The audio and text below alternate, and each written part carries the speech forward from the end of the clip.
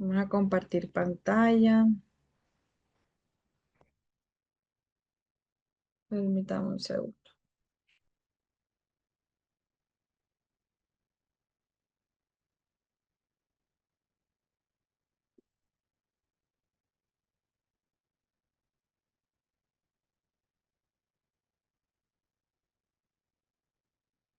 Ok, muy bien. ¿Todos logran observar la diapositiva? Vamos a confirmar a través del chat, por favor, si todos logran observarla. ¿Se puede ver la diapositiva?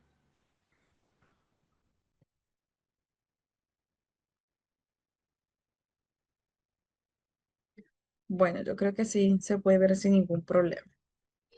El día de hoy, nuestro módulo número 5, vamos a trabajar lo que es la detención temprana y atención a necesidades especiales. Les recuerdo, mi nombre es María Negrete Sánchez, soy docente y trabajadora social.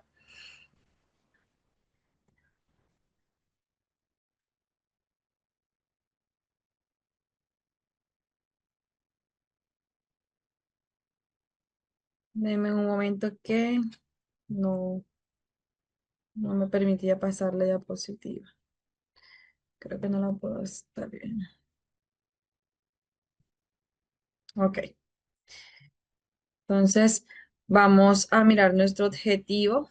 El objetivo de esta clase es detectar de forma temprana posibles alteraciones en el desarrollo infantil y aplicar estrategias de atención educativa, emocional y social que favorezcan la inclusión, el aprendizaje y el bienestar de los niños con necesidades especiales.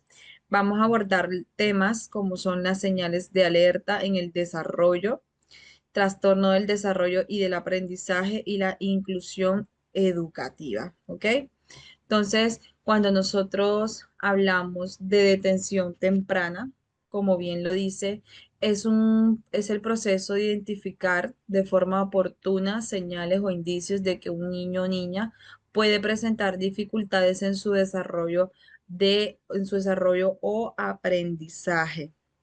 Esta detención temprana, cuando nosotros estamos hablando pues de aquellas dificultades de su desarrollo o aprendizaje, es para tener muy en cuenta algunas necesidades, ¿sí? Que ellos presentan a lo largo del desarrollo de sus diferentes etapas motrices y cognitivas. Entonces, digamos que en esa detención es cuando yo realmente voy a hacer una mirada mucho más amplia, en yo colocarle toda la atención en cómo mi niño actúa, cómo se relaciona, qué logros o ha tenido a lo largo del desarrollo de mes a mes, desde que son de lactantes, ¿verdad? Hasta que van evolucionando.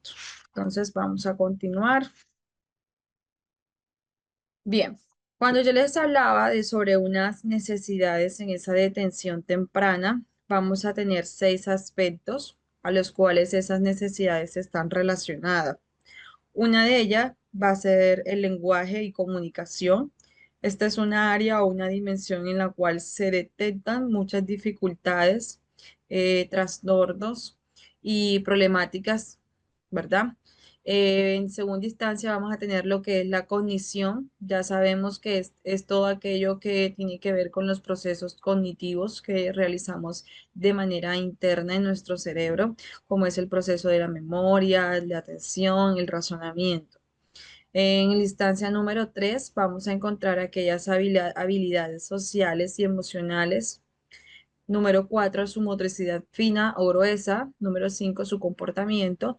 Y número 6 aquellos trastornos que hacen parte del neurodesarrollo. Ahora bien, ¿cómo se puede realizar la detención?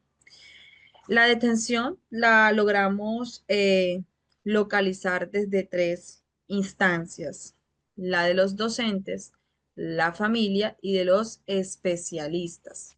Voy a dejar un momento aquí esta diapositiva y me gustaría contar con la participación de alguno de ustedes. Por ejemplo, aquí dejé estos espacios en blanco porque me gustaría escuchar ¿Cómo creen ustedes que un docente puede realizar una detención temprana acerca de alguna anomalía en el desarrollo de aprendizaje de su niño o niña desde el punto de vista docente? ¿Quién desea participar? Puede activar o reaccionar la manito y se le da acceso al micrófono. Vemos que tenemos en la clase a Ada, Celeste, Lady, Romina, Sandra. Me gustaría escuchar algún aporte de ustedes de cómo creen que un docente puede realizar esa detención.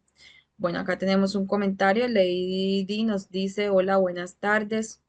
Quizás en la forma de comportarse en la clase y las actividades que se le ponga. Ok, muy bien. Vamos a ver quién nos dice sobre la familia. ¿Cómo se puede realizar esa detención desde el punto de vista de la familia?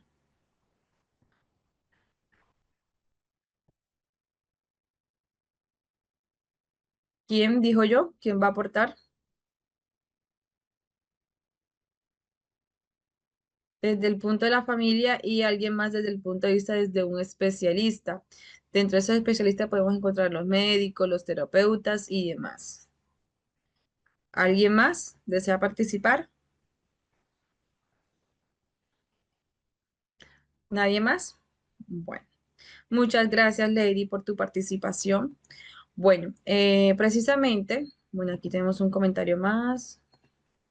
Sandra nos dice, buenas tardes. Sí, exacto. Al observar cómo se desenvuelve en el desarrollo de las actividades y en su entorno. Muy bien. Entonces podríamos decir que esa detención no va más ni más acá de aquella observación que yo realizo de una manera directa, teniendo en cuenta los entornos en los que los niños se encuentran. En este caso, los principales entornos que frecuentan los niños son en su aula escolar, donde se encuentran los docentes y, por supuesto, en la familia. Digamos que en la parte de los docentes, ellos van a observar cómo es la realización de todas esas actividades en las cuales ya ellos se han planificado con un objetivo que esperan que cada uno de sus estudiantes logren realizar, logren adquirir dichos conocimientos y que digamos que ellos han planificado una actividad teniendo en cuenta todos los ritmos, todos los estilos de aprendizaje, pero aún así nota que hay cierto estudiante que no logra realizar la actividad. Desde el entorno de la familia, eh, debe también trabajar muy de la mano con lo que tiene que ver con los docentes, puesto a que en la familia vamos a ver más allá lo que son estas habilidades sociales, cómo se comunica, cómo se expresa, cómo se comporta con las demás personas, si es capaz de poderse integrar a grupos de otros niños, ya sean de vecinos, de su lugar de residencia o algún otro familiar cercano, cómo reacciona ante quizás situaciones que le permitan realizar una resolución de conflicto. Entonces, es más que todo mirar desde ese punto lo que tiene que ver la familia, aunque también en las familias es donde también quizás vamos a notar otros tipos de comportamientos y también se lo hacemos saber al docente para que ellos también realicen una observación mucho más seguida y puedan abordar una conclusión. Luego de que estas dos partes interaccionan, dialogan y tienen, digamos que una sospecha, deben dirigirse a donde el especialista, que es quien va a aplicar quizás todos los test pertinentes, va a hacer todas las pruebas necesarias para de alguna manera él determinar qué es lo que está ocurriendo con ese o ese. ¿Listo? Entonces, vamos a continuar. Bueno. Antes de seguir, me gustaría compartir con ustedes por qué es importante realizar un proceso de detención temprana.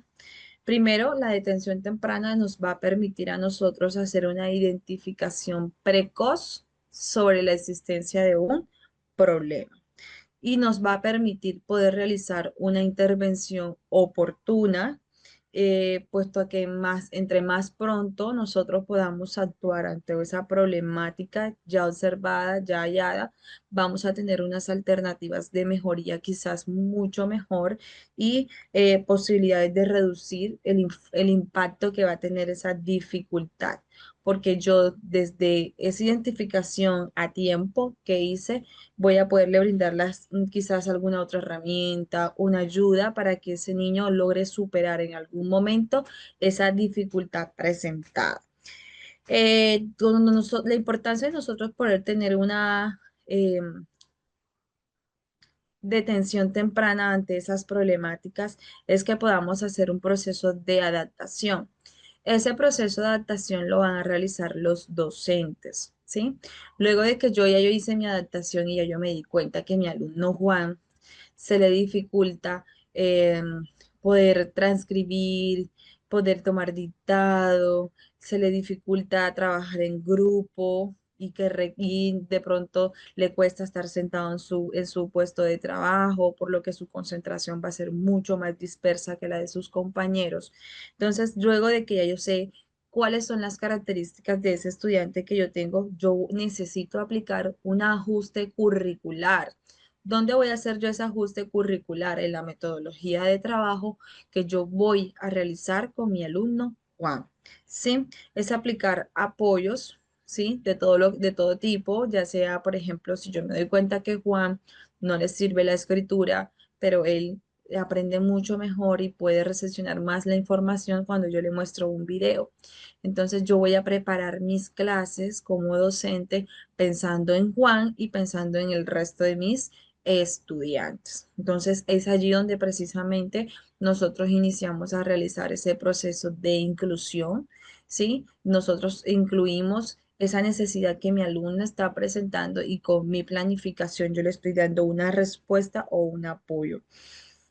Eh, la importancia de nosotros también hacer esta detención temprana es que podamos crear una red de apoyo. Si bien es cierto, cuando nosotros nos enfrentamos ante este tipo de problemáticas de aprendizaje y de desarrollo, los docentes por sí solos no lo podrán hacer, la familia por sí sola no lo podrá hacer.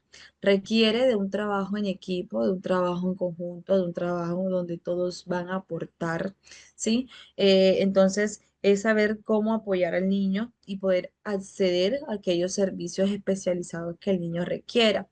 Es posible que al momento de nosotros hacer esa detención temprana, yo voy a poder gestionar para mi niño una serie de terapias que le van a facilitar que él tenga una mejor apropiación del lenguaje. Y esto yo lo voy a hacer a través de una fonoaudióloga, porque por mucho como mamá o como docente yo me quiera esforzar en brindarle lo mejor a Juan y de que él pueda superar la problemática que ya él está presentando, yo voy a requerir también de un diagnóstico, de unos aportes que me va a brindar mi especialista en el área. La prevención a detención temprana me va a permitir a mi niño yo orientarle a que a futuro él no vaya de pronto a sentir una exclusión, ¿sí? Sino que también le va a permitir precisamente a las personas que lo rodean y que lo acompañan en su entorno a tener también un esquema de cómo es él y cómo puedo yo trabajar y tratarlo a él. Sabemos bien que los docentes son aquellos que van a observar conductas también, pero que van mucho más reflejado a lo que tiene que ver con el rendimiento y habilidades, destrezas que éste debe poner en práctica durante las actividades escolares. Entonces, el docente tiene ese papel fundamental a la hora de la detención de estos trastornos y problemas. La familia siempre van a notar todas esas señales que tengan que ver con el entorno cotidiano, ¿sí? Qué cosas se le dificulta más, qué actividades del diario vivir a mi niño se le no puede realizar y por mucho que quizás yo le explique, yo le muestre, yo le haga, yo le guíe, él pues no logra rendir. Y el especialista, como ya les mostraba el ejemplo, mencionaba anteriormente el ejemplo de Juan, en el caso de que de pronto no tenga un óptimo desarrollo de su lenguaje, acudimos donde una fonoaudióloga. Sin embargo, siempre se hace una interdisciplinaridad desde las diferentes especialidades. Mi médico, mi psicólogo, mi trabajador social, mi psicopedagogo, mi pedagogo, el fonoaudiólogo. Entonces, es aquí como se comprometen estas tres áreas. Vamos a continuar ahora con lo que tiene que ver con los instrumentos o las estrategias que yo debo tener en cuenta para realizar un buen proceso de detención temprana. Ahora bien, ustedes quizás puede que se estén preguntando, listo, profe, o en este caso, ¿qué debo hacer yo después de que me haya detectado que mi niño Juan tiene ciertos problemas, tiene ciertas debilidades, por así decirlo? Lo primero que siempre tenemos que hacer ante todos estos casos es documentar, es sistematizar lo que yo estoy observando. Es decir, que voy a utilizar algún instrumento que a mí me permita yo poder sistematizar lo que yo estoy observando en él. Lo segundo que debo realizar como docente es que debo comunicarle a la familia de una manera muy respetuosa y muy empática acerca de lo que yo estoy observando en su niño, como signo de alarma para que ellos sean quienes también gestionen o articulen con su seguridad, eh, con su salud, con su EPS o EPS, ¿verdad? Y puedan ellos articular todo lo que sea necesario para que a su niño se le brinde la atención oportuna.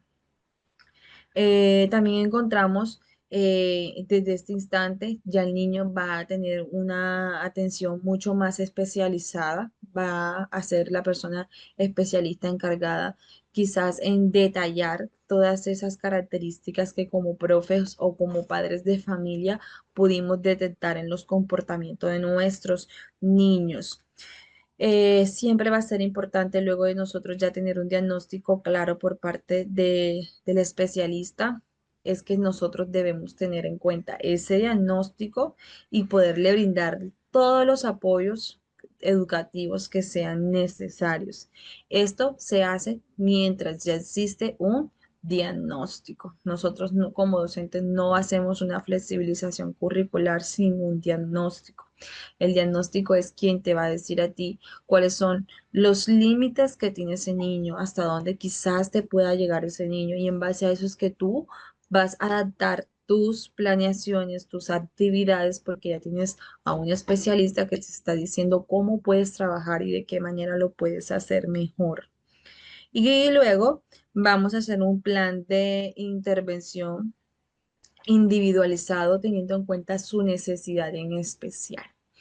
Digamos que Juan es un niño que presenta un trastorno del aprendizaje que se llama discalculia, que tiene problemáticas con los cálculos, no realiza operaciones matemáticas de forma eh, escrita, sino que requiere de que éstas sean gráficas.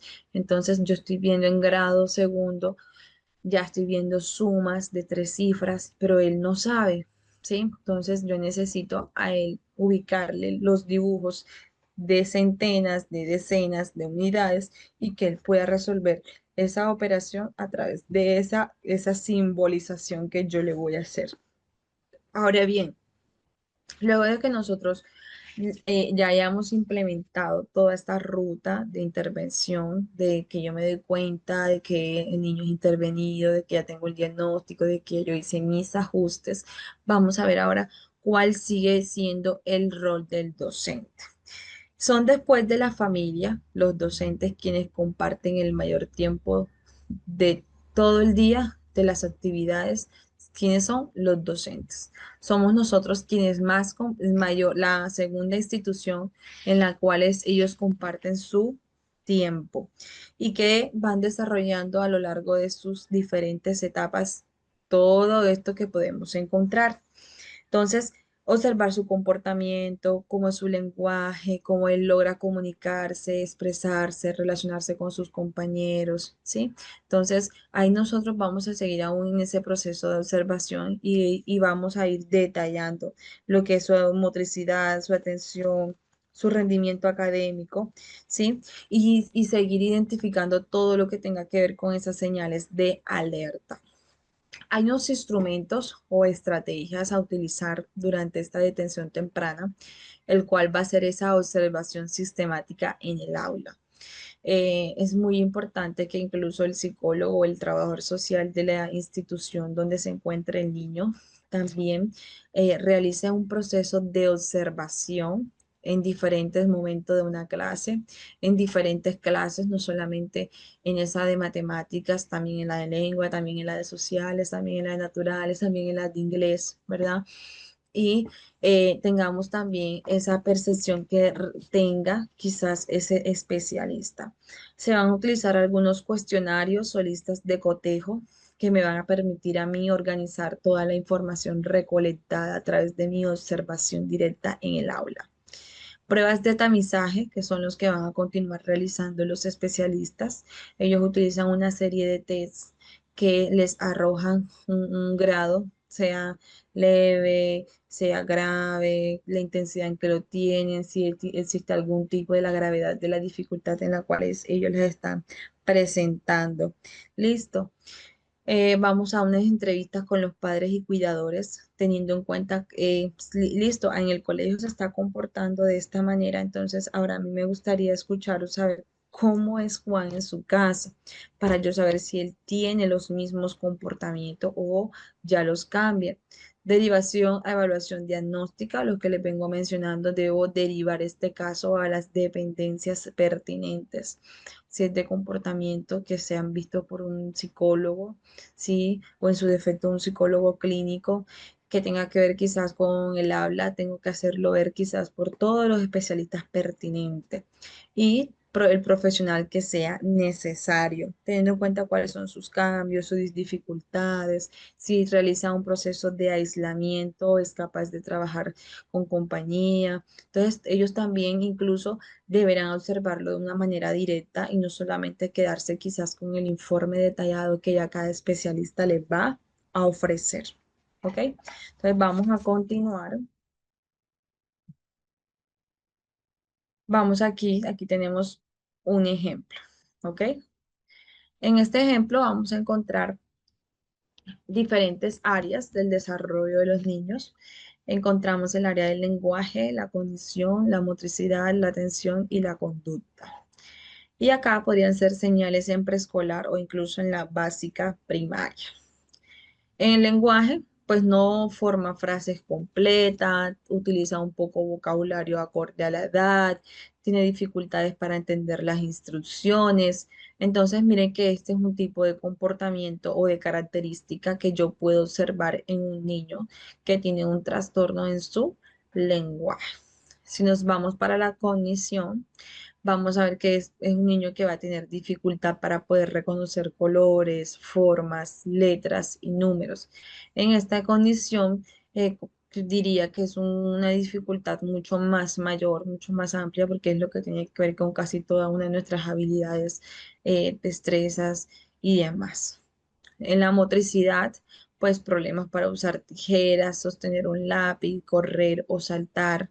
¿Sí? Esta motricidad es algo que se realiza y se trabaja desde las primeras etapas de la vida, pero como les he manifestado, es posible que yo tenga la oportunidad de poder detectar si mi niño tiene una problemática en esta área quizás hasta desde los 4 años en adelante, ¿sí? Dándole chance quizás de que él pueda ir madurando un poco más su cerebro y las pueda lograr obtener con el paso del tiempo.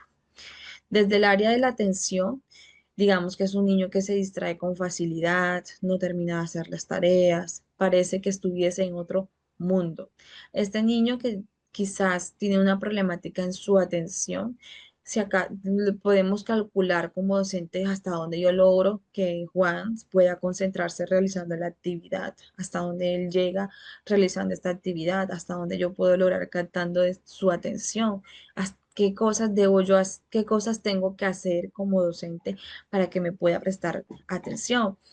En estos casos, estos niños por lo general se les dificulta poder sostener la mirada cuando nosotros nos dirigimos a ellos. Siempre están esquivos en realmente hacia dónde mirar y poco a poco vamos perdiendo su atención. Por otro lado, tenemos la conducta y es aquel niño que nos va a presentar, se va a aislar, ¿sí? Va a presentar una agresividad excesiva, falta de direcciones, entre otros. Esta agresividad excesiva puede ser algo muy oportuno al caso y a las características. No en todos los casos se presenta. Muchas veces es que simplemente se aíslan, no hablan, no socializan, no trabajan, sino que como les digo acá arriba, parecieran que ellos estuviesen en otro mundo. Vamos a mirar, tengo un comentario por acá. Ok. Celeste nos dice, cuando el niño presenta poca claridad en el lenguaje de acorde a su edad, ¿cómo se debe estimular a este niño? Bueno, luego de que tú quizás disculpa, hayas abordado diversas estrategias precisamente para estimular a ese niño. Por ejemplo, puedes usar mucho lo que es pictogramas. Eh, para eso, pues hay que tener muy en claro la edad del niño y qué se espera y qué se quiere. Digamos que es un niño de 5 años que ya tiene un desarrollo para leer algunas palabras o frases, como por ejemplo, mi mamá me ama, la loma, la loma es mía, por ejemplo. Palabras como pala, como pato, pito, puma, mapa, peso, sopa, ¿sí? Entonces tú las puedes acompañar de imágenes, pedirles que quizás te pronuncien contigo, luego de que ya tú logres que tu niño pronto pueda trabajar todas esas palabras de forma individual, ya le vas a empezar a colocar frases, pero le vas a quitar palabras y en su defecto le puedes poner dibujos y simplemente tú le lees las palabras para que él te diga lo que está diciendo. Por ejemplo, mi, y le haces el dibujo de una mamá, entonces tú le dices mi para que él te diga mamá, me, y la puedes hacer con un corazón, un dibujo que esté abrazando para que él te diga ama. Un ejemplo. Otro ejemplo puede ser el color, la moto es de color rojo, entonces tú pones la y dibujas una moto, entonces tú le dices la y él te va a decir moto. Entonces, de esta manera tú estás motivando a tu niño a que a través de la visualización logre quizás la pronunciación de esas palabras como tal. Vamos a encontrar también que dependiendo de la edad, claro está, puedas ir haciendo todo este tipo de actividades. Sin embargo, si ya tú ves quizás que de pronto tu niño, a pesar de diversas estrategias o actividades que tú realizas o de estimulación, ya tú pues considero que sería el momento oportuno y propicio de tu poder buscar ese apoyo. Ok, tienes un niño de 4 años. Bueno, yo te sugiero que utilices muchas imágenes, por ejemplo, animales, que pongas un dibujo de un pulpo y le preguntes todos los días, ¿qué animal es este? Entonces un día el pulpo, el otro día el delfín, y luego ya le vas quitando los dibujos. ¿M? Y le puedes decir, mencióname todos los animales que nos aprendimos esta semana, que sean dos, que sean tres, es más que suficiente y lo mejor para que tú poco a poco ya le vayas brindando esa estimulación oportuna. No sé si logro responder a tu pregunta con con esta intervención.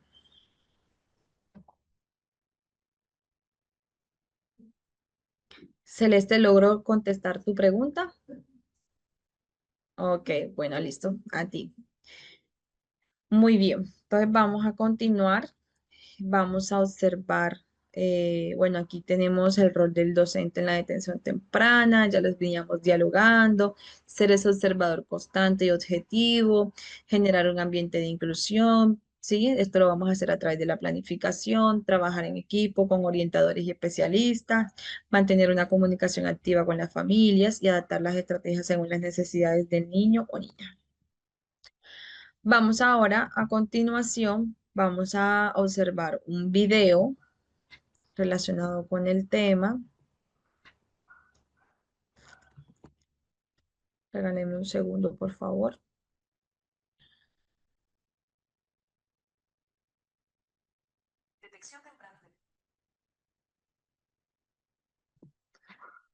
Ya voy a proyectar, me confirman a través del chat si lo observan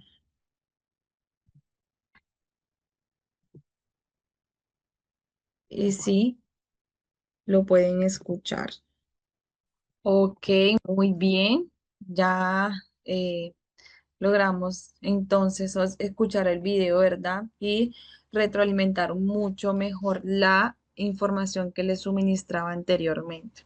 ¿Hay alguna pregunta, alguna retroalimentación de la cual quieran dar su aporte? ¿O hasta el momento quedó todo claro? Bueno, me parece que ya todo quedó claro. Entonces vamos a realizar una pequeña actividad. ¿Listo? A través del chat, yo les voy a proporcionar una información acerca del caso de un niño. El niño se llama Jerónimo. Se encuentra, Jerónimo, se encuentra en grado tercero y tiene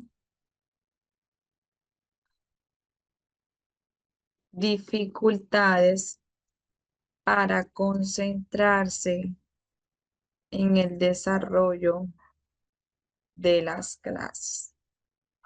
Jerónimo le cuesta tener organizado sus útiles escolares, sus cuadernos al día y le manifiesta a su mamá que no sabe lo que sucede ni dónde quedan sus cosas. Teniendo en cuenta la situación de Jerónimo, usted va a pensar alguna estrategia que podamos utilizar para el cuidado oportuno de sus útiles escolares. Es lo primero que vamos a pensar. ¿Listo? Como dos, vamos a tratar de buscar una estrategia, van a diseñar una estrategia para que Jerónimo realice, realice operaciones matemáticas.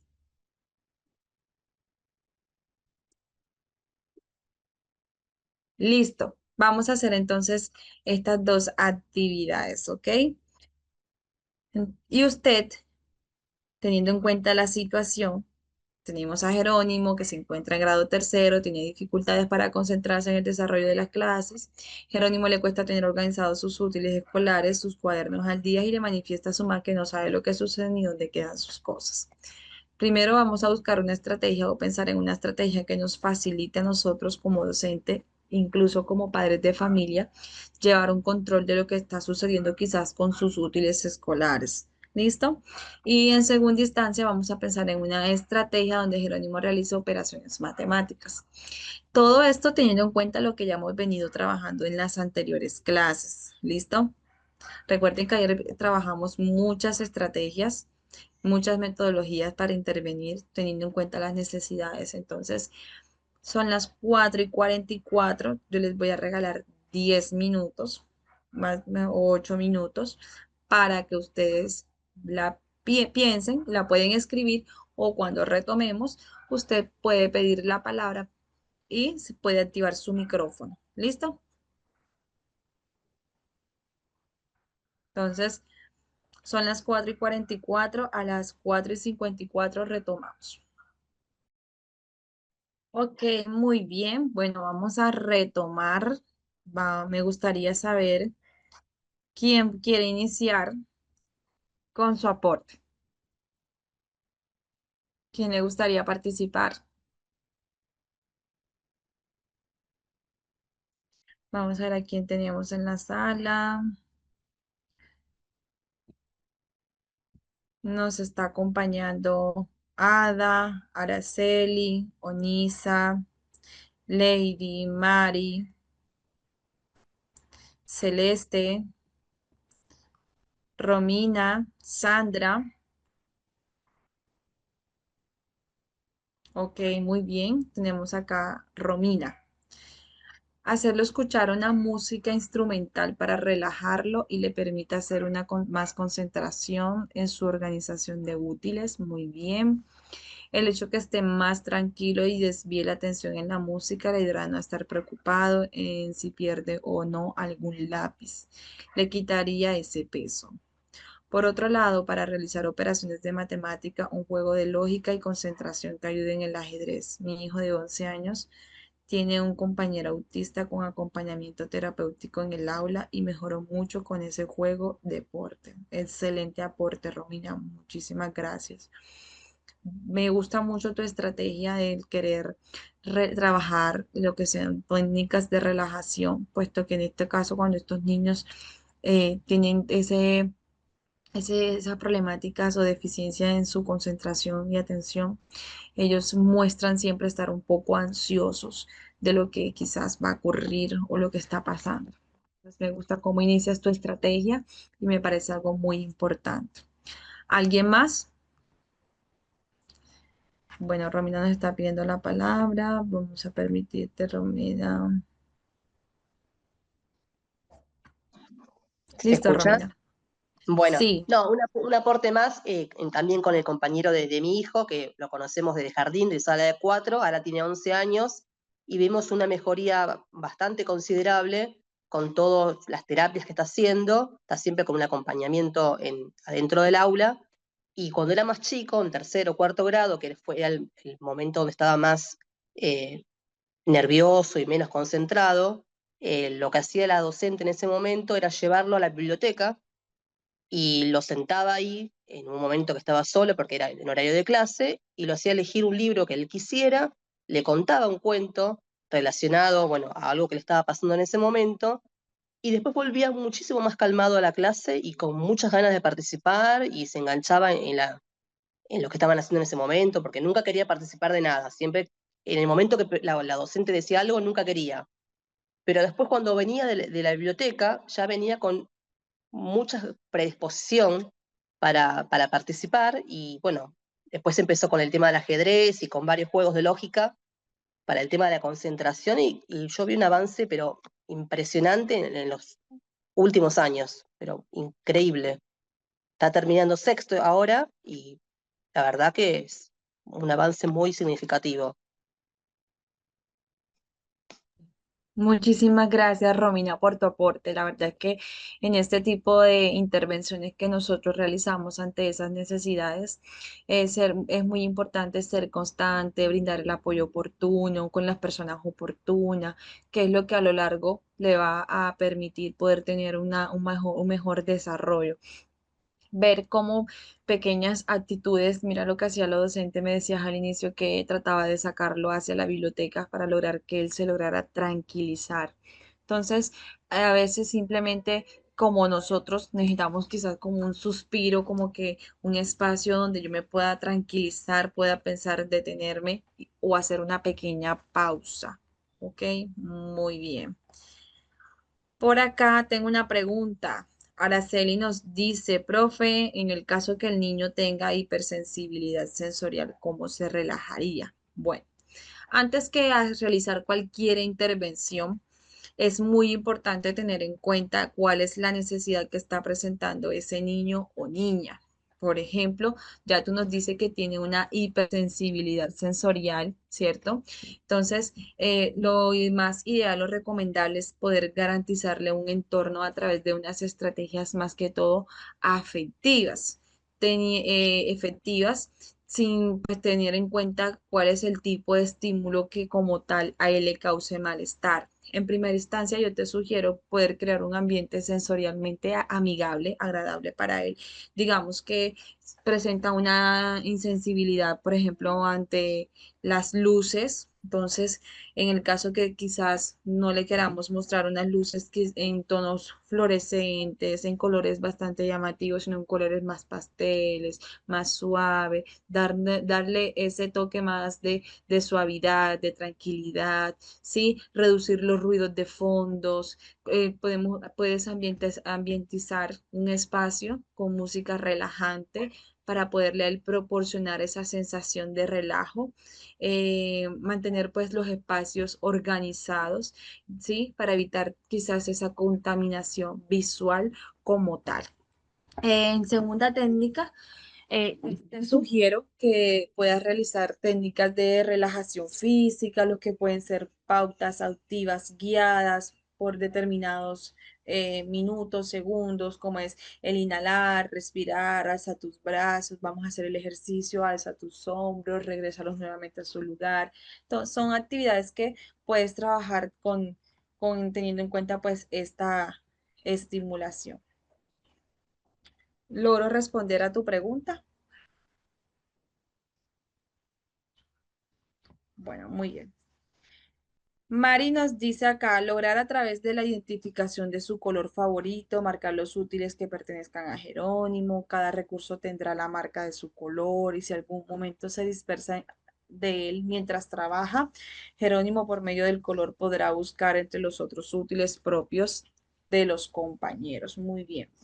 Al niño previo marcar sus útiles se les dará la información para que vaya procesando muy bien, teniendo en cuenta al segunda instancia con materiales de provecho, como son tapitas de colores, ok, muy bien, le estás proporcionando el material concreto para trabajar con él, marcar según cantidad numérica en un cartón y pedir paso a paso la búsqueda de alguna cantidad según el color de preferencia. Muchas gracias por tu aporte, la verdad es que sí, me gusta mucho lo que propones, es algo pues bastante amplio y sé que de alguna manera les va a poder orientar en el proceso que deseas. Araceli nos dice, sí, profe, mi niña no le gusta el ruido, no toca muchas cosas, de hecho no come muchas cosas. Excelente, profe, muchísimas gracias. Bueno, me alegra poder haber despejado tus dudas. Por ejemplo, en el caso de Jerónimo, para yo poder mitigar como una estrategia, pues yo que haría sería principalmente diseñar como un muñeco, puede ser en lana, un pulpo que tiene diferentes brazos y trato de amarrarle todo lo que tiene que ver con sus lápices, con sus colores y decirle, aquí tienes a tu amigo pulpo, él te va a ayudar a cuidar los colores, pero tú no los vas a soltar. Entonces, pues considero que es una estrategia también bastante motivadora para ellos, tener el amigo pulpo de lana hecho en lana, quizás por ellos mismos, donde ellos también les va a permitir cuidar mejor sus útiles escolares. Teniendo en cuenta el ítem 2, en diseñar pues la estrategia para aprender las operaciones, utilizar el material concreto. Existen hoy en día muchas máquinas de sumas y restas con tapas, con a través de las manos, dibujamos las manos con foamy y voy haciendo la operación, ¿sí? De ir contando pues poco a poco como tal. Vamos a continuar, vamos a proyectar.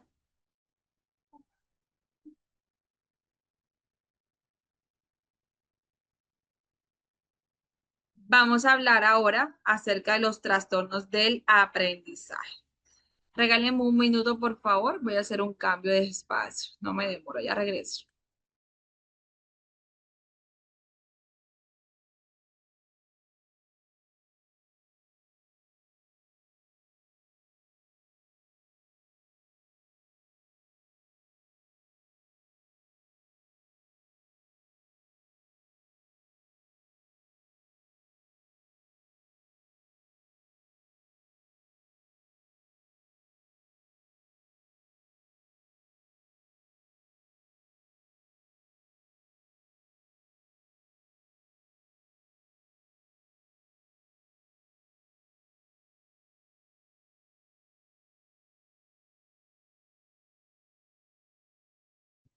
Ok, listo, ya regresé.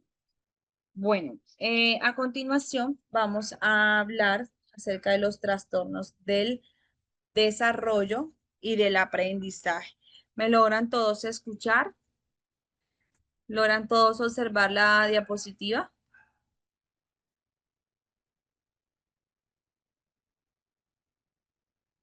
Sí, profe, bueno, listo. Entonces vamos a continuar.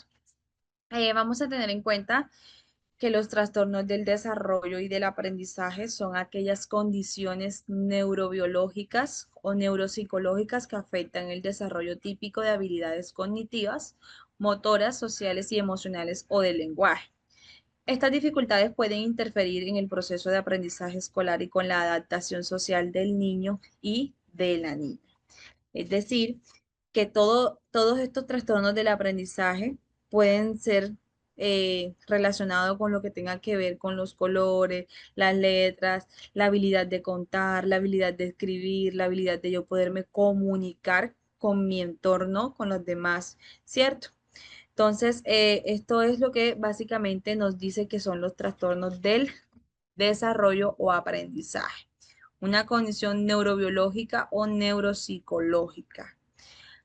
Vamos aquí, el día de hoy vamos a trabajar acerca de algunos trastornos.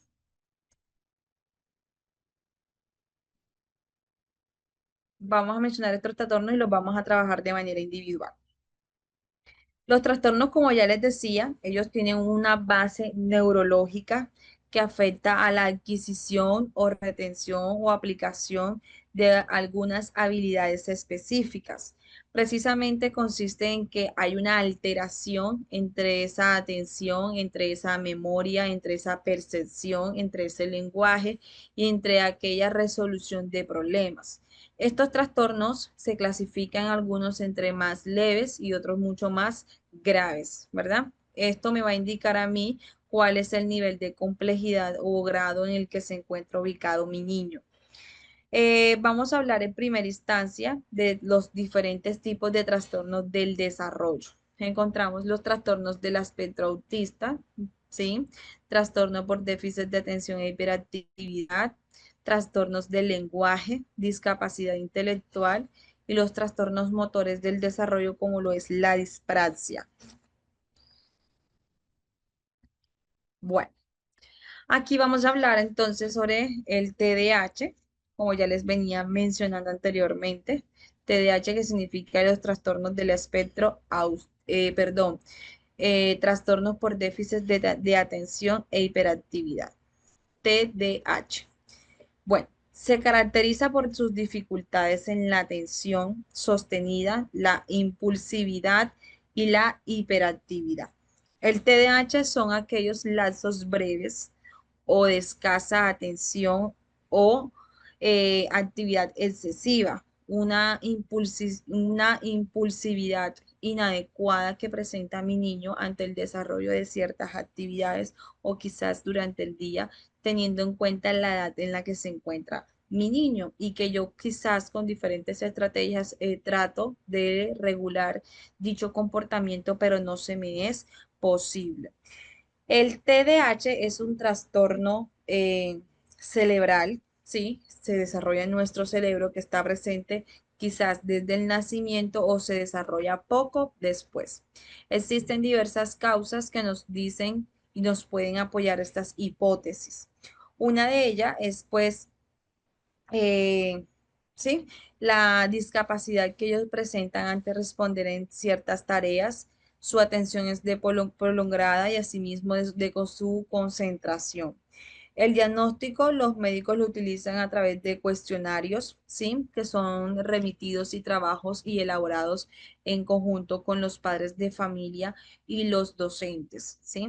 Antes de yo realizar un diagnóstico, si mi niño tiene un TDAH, el médico debe proporcionar unos diferentes cuestionarios o test para que sean los docentes y la familia quienes los resuelvan.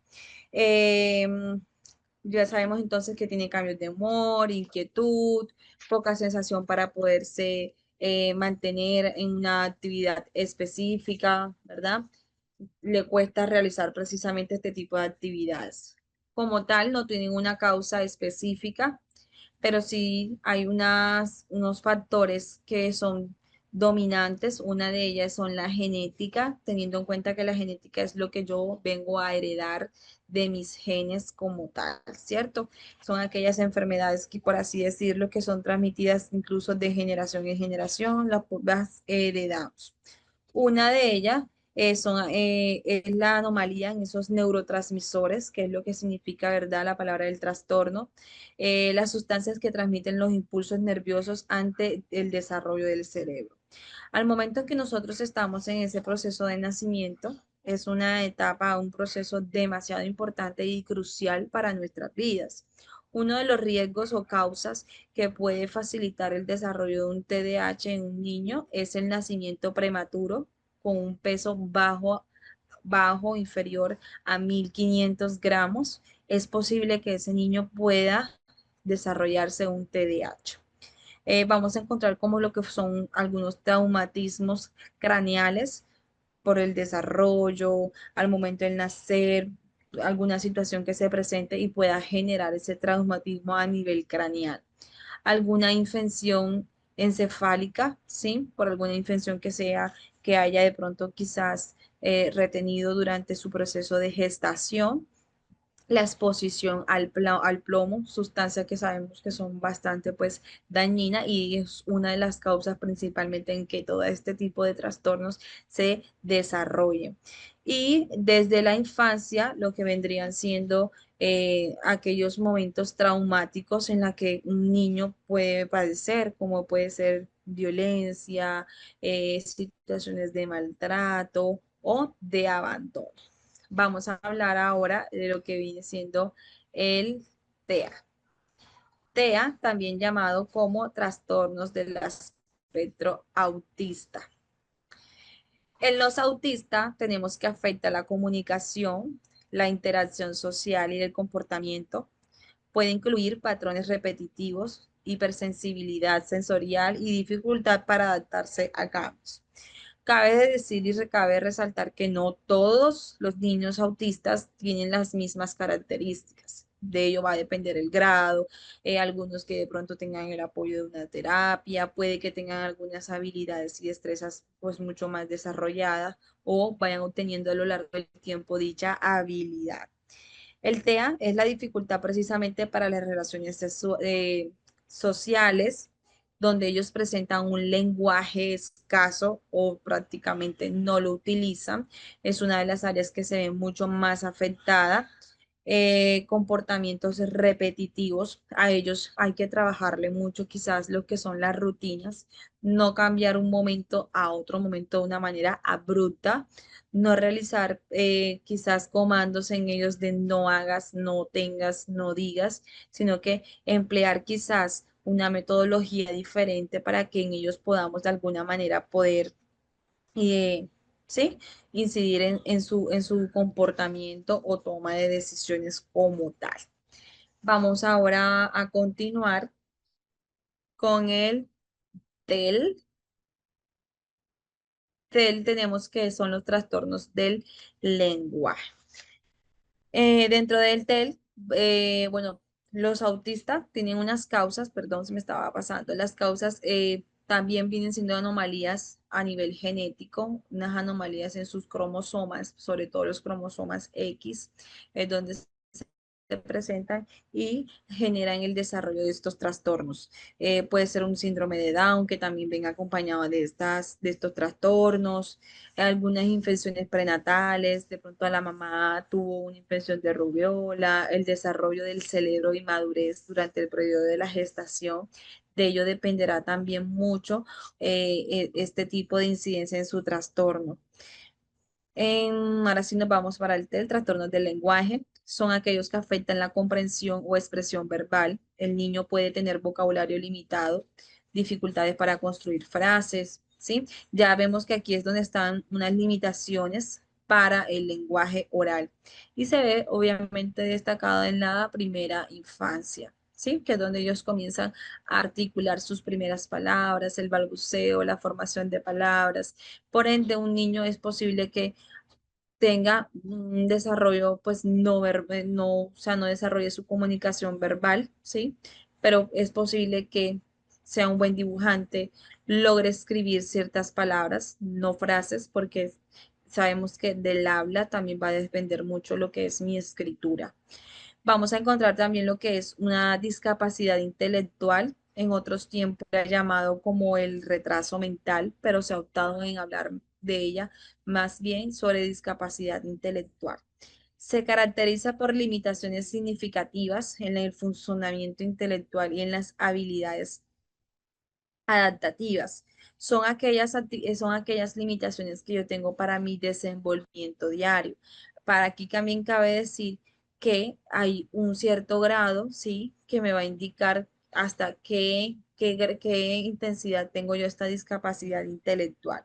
Tiene unos factores que son hereditarios, como son las anomalías en los cromosomas, un déficit, infecciones, sustancias tóxicas, el haber ingerido alcohol durante el periodo de la gestación. Al momento del nacimiento es posible que se haya producido una hipoxia, es por eso que pues los bebés hoy en día, los médicos han tenido mucha rigurosidad al momento de que sea el momento adecuado el nacimiento del bebé y no logre pasarse y se le pueda generar una hipoxia, que sabemos que es esa falta de oxígeno que se genera en nuestro cerebro, ¿cierta? ¿Verdad?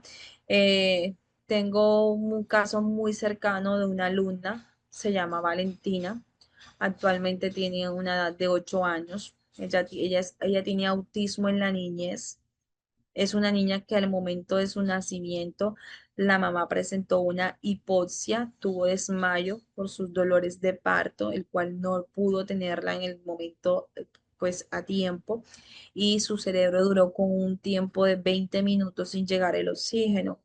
Es una niña que tiene su habla muy limitada, no expresa lo que siente ni sus emociones, no conforma muchas palabras, no escribe.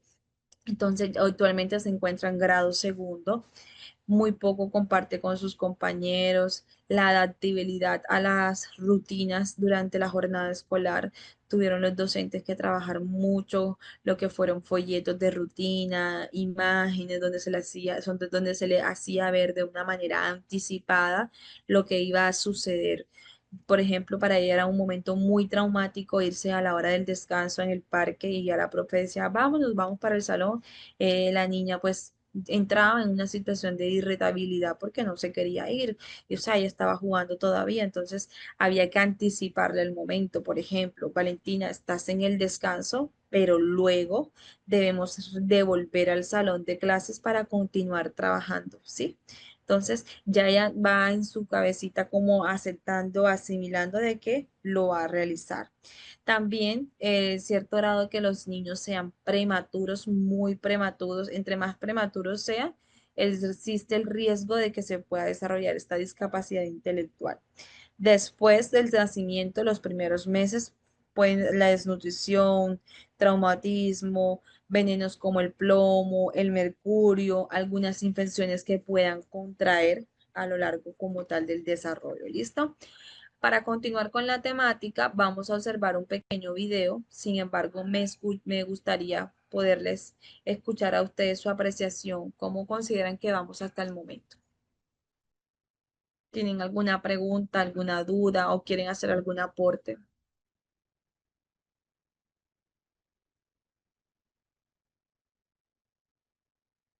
¿Alguien?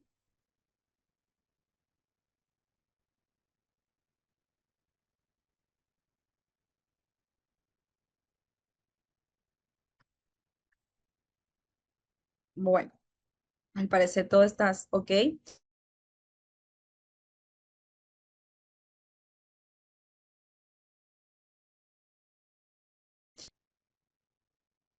con los tipos de problemas de aprendizaje.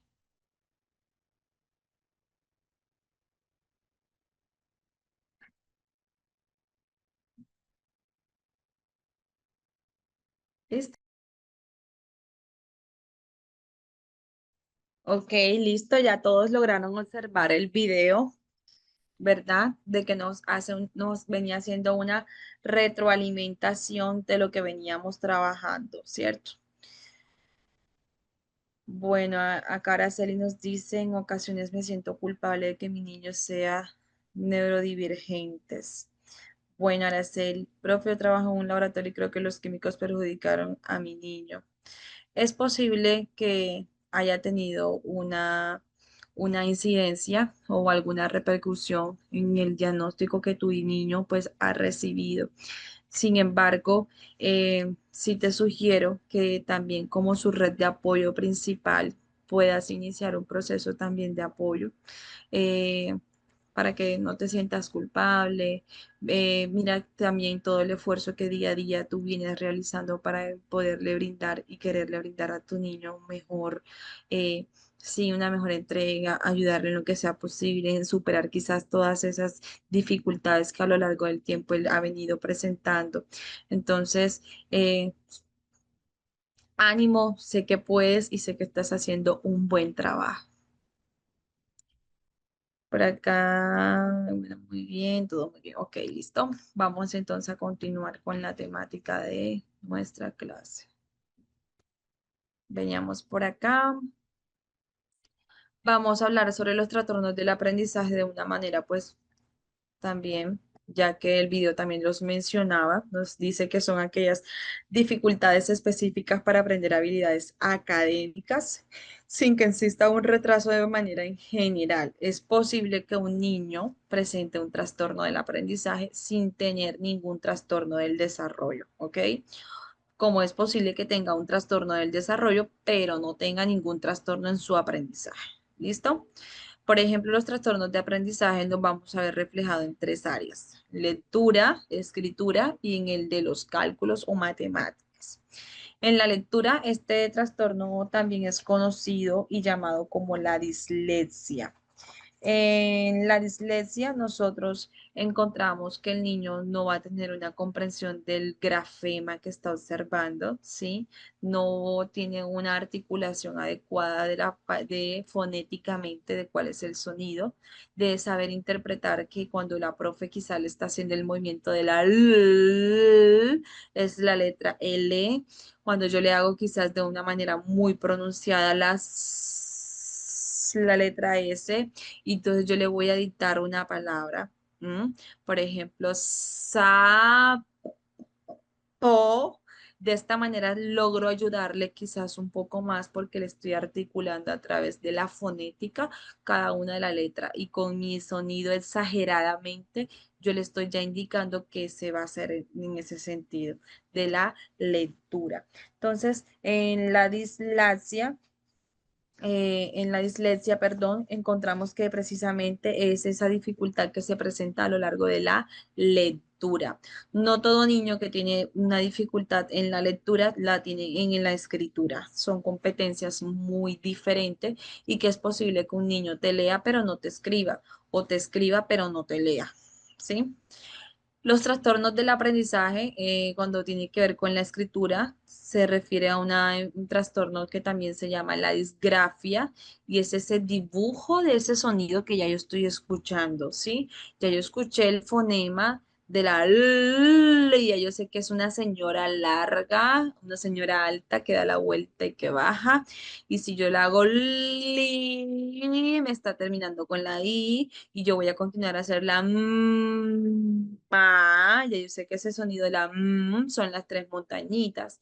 Entonces, aquí hacemos referencia más que todo a ese dibujo de ese sonido, a ese grafema como tal, ¿ok? Y en los trastornos de discalculia, que es el nombre que reciben los que están relacionados a las matemáticas, a poder resolver esas operaciones matemáticas y sencillas. Bueno, damos por finalizada aquí esta sesión y nuevamente me voy con ustedes para acá. Listo. Romina nos dice, no soy terapeuta, pero me ofrezco para charlar, Araceli. Agéndame en el grupo y hablamos por privado cuando gustes. Bueno, súper, Romina, que también estés dispuesta a dialogar con la compañera, en socializar, es un aspecto muy importante y por eso precisamente es fundamental crear todas estas redes de apoyo para que todas las partes involucradas en el desarrollo estén fortalecidas y podamos nosotros seguir brindando todo ese acompañamiento oportuno. ¿Listo? Bueno, mis chicas, para el día de mañana, que vamos a finalizar nuestro módulo 6, vamos a ver tres temáticas específicamente, el cual me gustaría otorgarle a ustedes. Tenemos por aquí en sala, vamos a ver, tenemos a Ada, Araceli, Lady, Lourdes, Mari, Romina y Sandra, ¿ok? Voy a dejar las temáticas por aquí que vamos a trabajar el día de mañana y me gustaría que ustedes preparen preguntas. eh, Igual yo les voy a regalar un espacio de 5 minutos donde usted me quiera de pronto compartir lo que usted investigó, lo que usted realizó, lo que usted sabe del tema, ¿sí? Vamos a organizar una mesa de trabajo para mañana nosotros hacer nuestra última clase un poco más amena, donde ustedes también pues puedan participar a través del micrófono, activen sus cámaras, me gustaría conocerlas, ¿sí? Entonces vamos a hacer este trabajo para el día de mañana. Aquí en el chat les dejé lo que vamos a trabajar el día de mañana. Vamos a trabajar el trabajo colaborativo con las familias. Vamos a trabajar crianza positiva y vínculos saludables, redes de apoyo y la corresponsabilidad social.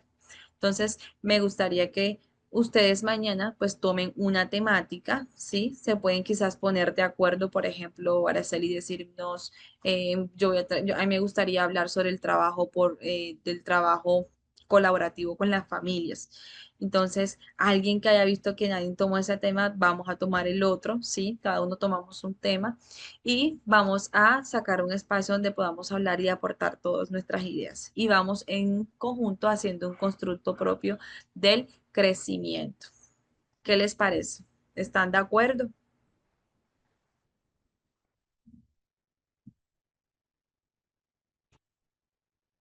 Hola, ¿sí me escucharon? Bueno, Romina nos dice, perfecto, me encanta, muy bien. Sandra, sí, chévere, ok, listo. Entonces, vamos a dejar aquí un espaciecito de 10 minutos y finalizamos para que vayan escogiendo el tema. Lo pueden hacer si quieren en grupos de dos, se colocan en contacto a través de este chat y vamos a organizarnos en las mesas de trabajo. Listo. Y el día de mañana arrancamos con eso para finalizar nuestra clase, ¿ok?